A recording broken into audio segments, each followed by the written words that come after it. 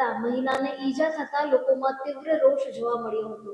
કડિયાવડમાં બેલદાર શેરીમાં આવેલ લક્ષ્મી એપાર્ટમેન્ટના ચોથા માળેથી પોપડા પડ્યા હતા, જેમાં 29 વર્ષીય એકતાબેન હાર્દિકભાઈ ચંદારાણા ગંભીર રીતે ઈજાગ્રસ્ત બન્યા હતા। શનિવારની ઘટના છતાં સોમવાર સુધી કોર્પોરેશનના અધિકારીઓ, પદાધિકારીઓ કે કોર્પોરેટરોએ ખબર અંતર પણ ન પૂછતા સ્થાનિક લોકોમાં ભારે રોષ જોવા મળ્યો હતો। સોમવારે વહેલી સવારથી જ સ્થાનિક લોકો મોટી સંખ્યામાં એકઠા થઈ અને ઉપવાસ પર ઉતરી ગયા હતા અને કડિયાવડમાં સજ્જડ બંધ પાડ્યો હતો। જૂનાગઢના કડિયાવડની દુર્ઘટના મુદ્દે કોર્પોરેશન અને ધારાસભ્ય આમને સામને આવી ગયા હતા, જોકે બાદમાં ધારાસભ્ય સંજયભાઈ કોરડિયા કડિયાવડ પહોંચ્યા હતા। તેમણે લોકોને મળીને ખાતરી આપી હતી કે રોડ રસ્તાની તેમજ જર્જરિત ઇમારતો અંગે યોગ્ય કાર્યવાહી કરવાની કમિશનરને સૂચના આપી છે। ત્યારે ધારાસભ્યની ખાતરી બાદ કડિયાવડ ફરી ધમધમતું થયું છે। મુચકુંદ મહાદેવની જગ્યામાં પણ દારૂ મટનની પાર્ટી થવા સાથે મહિલાઓના મુજરાઓ થાય છે અને ડુપ્લિકેટ શંકરાચાર્ય બની બેઠા હોવાનો પણ ગંભીર આક્ષેપો સાથેનો અમરગીરી ગુરુ રઘુનાથગીરીનો વિડીયો વાયરલ થયો છે। એટલું જ નહીં, વિડીયોમાં ઇન્દ્ર ભારતી બાપુ કોંગ્રેસમાંથી આવ્યા છે અને ભાજપને નબળી પાડી ઘર ભેગી ન કરી દે તેવી શંકા વ્યક્ત કરી છે। ભવનાથ મહાદેવ મંદિરની અંદરમાં આવતી મુચકુંદ મહાદેવની જગ્યામાં ડુપ્લિકેટ શંકરાચાર્ય બની બેઠા હોવાનો જેવો પણ આક્ષેપ કરતો આ વિડીયો વાયરલ થયો છે। હાલ અમરગીરી ગુરુ રઘુનાથગીરીએ વાયરલ કરેલા વિડીયોમાં તંત્રને પણ આડે હાથ લીધા છે। તેમણે જણાવ્યું છે કે ભવનાથ, અંબાજી અને ભીડભંજન મંદિર રૂપિયા કમાવાની ફેક્ટરી હોવાથી અધિકારીઓ 12 મહિના વીતવા છતાં મહંતની નિમણૂક કરતા નથી। હવે મહંત મુદ્દે સુપ્રીમ કોર્ટના દ્વાર ખટખટાવવામાં આવશે। હું બનાસકાંઠા જિલ્લા ભાજપ કારોબારી સભ્ય શ્રી મહંત શ્રી અમરગીરી બાપુ, જિલ્લા કલેક્ટર સાહેબ શ્રીને, માન્ય શ્રી પ્રાંત અધિકારી શ્રી એસડીએમ સાહેબ एवं मामलतदार श्री एवं तमाम अधिकारी श्रीओ अमे वारे वारे आपने नम्र विनंती करीए छीए के भवनाथ मंदिरना महंतश्रीनो ऑर्डर काढो, पण तेम छतांय आप श्री कोई ध्यान आपता नहीं। मुचकुंड महादेवनी अंदर मुचकुंड महादेव भवनाथ मंदिरना नीचे आवेल छे। मुचकुंड महादेवनी अंदर पण दारूनी पार्टीओ, मटननी पार्टीओ,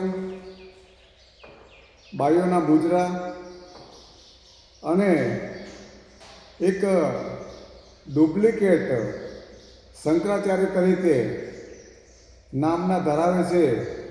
कोई हप्ता सिस्टम चाले छे के शू छे के शू नहीं।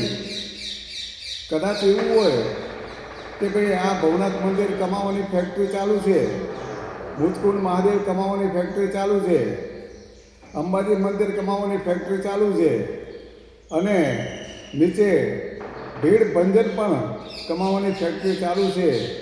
तो ये अनुसंधाने आ पैसो धर्मनो पैसो छे।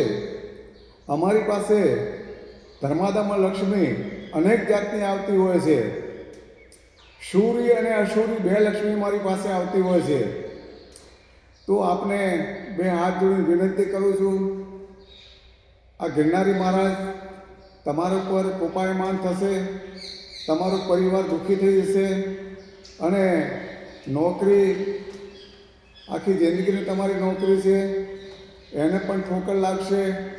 सुप्रीम कोर्ट में जवुं न पड़े एटला माटे आप साहेब ने विनंती करीए अने कदाच अमारे विधानसभा में आ प्रश्न उपाड़वो न पड़े एटला माटे आपने विनंती करीए।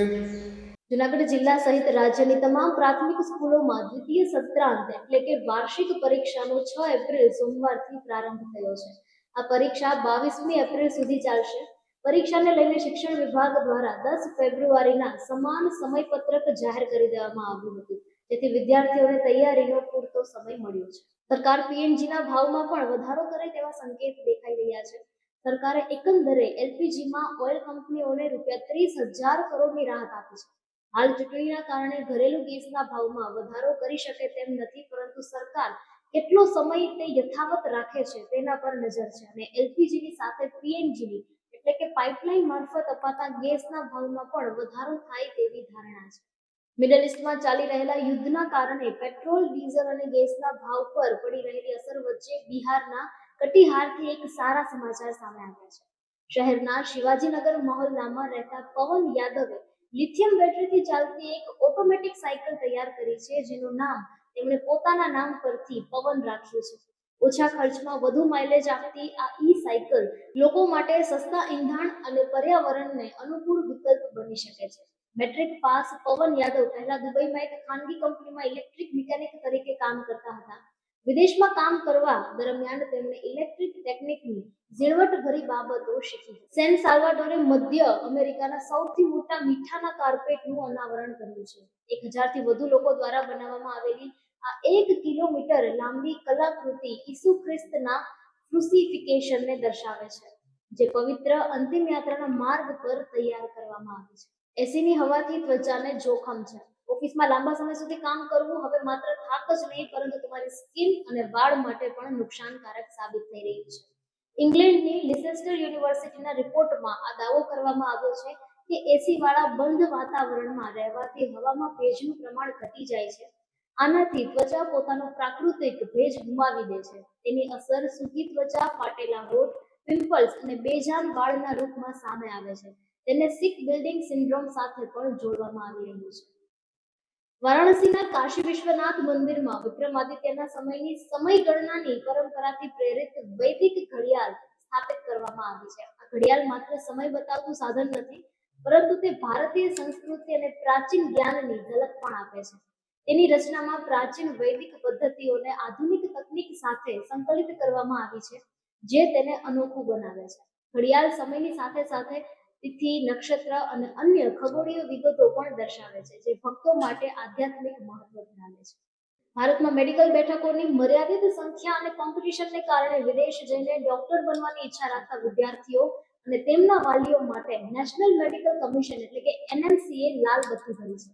ખાસ કરીને ઉઝબેકિસ્તાનની કેટલીક યુનિવર્સિટીઓમાં મેડિકલ શિક્ષણની કથળતી ગુણવત્તા અને એજન્ટો દ્વારા થતી ગેરરીતિઓને ધ્યાને રાખીને કમિશને સ્પષ્ટ કર્યું છે કે જો નિર્ધારિત માપદંડોનું પાલન કરાતું નહીં હોય તો વિદેશની ડિગ્રી મેળવ્યા બાદ પણ ભારતમાં પ્રેક્ટિસ કરવાનું લાયસન્સ મળશે નહીં અને ડોક્ટર બનવાની ઈચ્છા સ્વપ્ન બની રહેશે.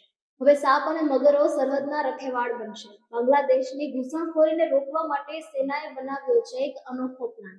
ભારત અને બાંગ્લાદેશ સરહદ પર ઘૂસણખોરીની સમસ્યાનો સામનો કરવા માટે બોર્ડર સિક્યુરિટી ફોર્સ BSF એક અનોખી યોજના વિકસાવી રહી છે. સૂત્રો સૂચવે છે કે BSF ભારત બાંગ્લાદેશ સરહદ પર નદી અને કળણવાળા વિસ્તારોમાં ઘૂસણખોરી અટકાવવા માટે કુદરતી અવરોધો તરીકે સાપ અને મગરનો ઉપયોગ કરવાની શક્યતા પર ચર્ચા કરી રહ્યું છે. જોકે આ સંદર્ભમાં હજુ સુધી કોઈ સત્તાવાર આદેશ જારી કરવામાં આવ્યો નથી. સિટી કવરેજ ન્યૂઝના ડેઈલી અપડેટ માટે અમારી ચેનલને લાઈક કરો, શેર કરો અને સબસ્ક્રાઇબ કરો. આવતીકાલે મળીશું ફરી નવા સમાચારો સાથે. City coverage news Junagadh.